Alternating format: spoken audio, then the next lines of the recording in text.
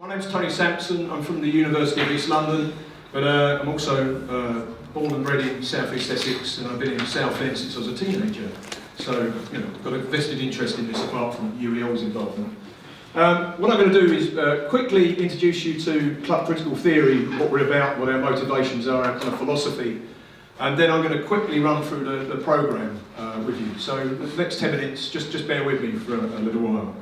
So CCTV is on. We're watching you.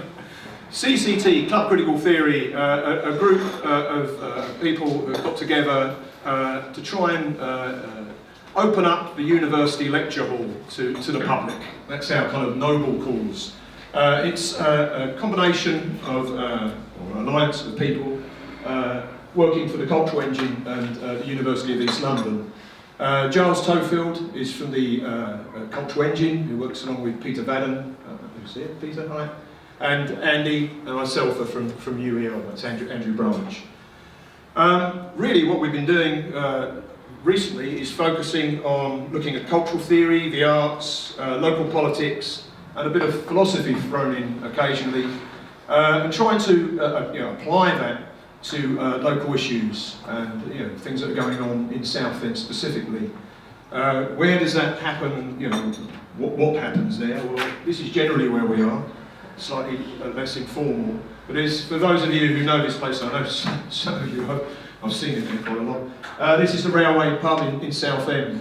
So we appear in a small room. Is that us in there? Yeah. So it's a nice atmospheric room. And we've run events probably every season. We're in there, and as I said, we've looked at various topics up to this point. But it all started off with a few beers at this pub between Giles and myself, and then Andy a bit later on. And we're kind of trying to build this. So the idea of this conference is to scale up that kind of public engagement. So I just want to bear with me on this, a way of kind of explaining our philosophy. So I don't know if anyone's familiar with the TV series The Wire, the HBO series. If you haven't, I'll try and explain to you. By about series 3, you're introduced to this really interesting character called Buddy Colvin, who in series 3 is a police captain, who tries to cut the drug-related crime rates in the city of Baltimore down by introducing some fairly kind of radical ideas. This includes creating a drug legal zone, like a mini Amsterdam in the middle of Baltimore, and he does this kind of covertly, and quite a controversial project. Eventually, the powers to be, the authorities, find out what he's doing, and of course he causes a complete political storm. It breaks in the media, and he's sacked. But being sacked, he's introduced or approached by Dr. Parenti, and Dr. Parenti is an academic, and Dr. Parenti says, "Look, don't worry about that. You're interested in kids. I've got a big research grant. Can you, partner up with me, and we're going to schools and we intervene with these kids who are involved in drug crime really early on." So Dr. Parenti gets involved. So we see again Buddy Colvin involved in some kind of noble cause. Yeah.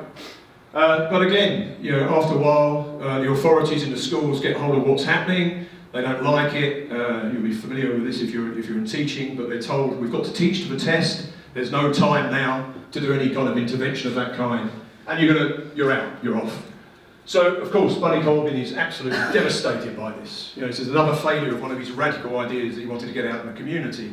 But Dr. Parenti isn't. And there's a small scene, I was going to play you the clip, but getting used to the Baltimore accent is not too good, especially this time of the morning, so I've just started here. So there's a scene where they've just left the room where they're told the project's over. So Dr. Parenti is not so depressed. We get the grant, we study the problem, we propose solutions. If they listen, they listen. If they don't, it still makes for great research. What we publish on this is going to get a lot of attention. So quite cynically, Colvin says, but from who? From other researchers, academics. And Colvin says, academics? Who are going to study your study? And he's a bit, needs the accent here. Where is this? Shakes his head. When did this shit change? So, if you kind of get my drift here, we're not Buddy Colvin. We're not as noble or courageous or as radical. There's no plans for mini Amsterdams in Southend yet. But probably the nearest to Buddy Colvin we have in club critical theory is Giles, who's out there doing it for real. rather than Andy and myself who are just passing around our research. But what we are trying to do is have some kind of impact. So impact is a funny word in academia. It's a bit of a dirty word with some people. The idea of attaching impact to anything, the arts or research, is in big danger of producing instrumental research, a political tool. So it's got controversy. We can have a conference about that in itself. But the reason why we're doing this conference is because UEL, the University of East London, are quite happy to give us some money to try and make an impact. To get this kind of stuff that happens behind the paywall of university fees in the lecture halls actually out there, so we can afford to get some good speakers down and run some good sessions. So that's club critical theory. So I'm the MC for today. I just want to do a quick bit of housekeeping. As you know, we're running 2 sessions today and 1 tomorrow. I'll get the chairs, Andy and Giles, to introduce their sessions. But this morning we're running from 10 AM after I've finished to 1 PM. We really need to sort of finish quite abruptly. We might finish a little bit before 1 o'clock. If we do, you need to be back for the afternoon session at 2 o'clock. We need to start dead on 2 in your seats.